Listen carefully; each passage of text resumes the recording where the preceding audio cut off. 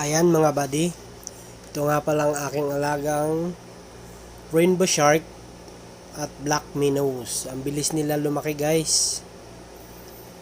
Ayan o, parang kailan lang, ang tataba na. Itong red tail, tsaka yung palikpik niya ay pula, yan yung rainbow shark. Tsaka yung all black naman, yun yung black minnows. Ayan yung kasabi niya. Black minnows guys. Yan, ang ganda.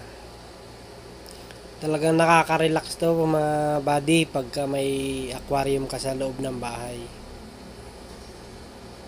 Pagka galing mo sa trabaho, yun, at binuli na nga siya.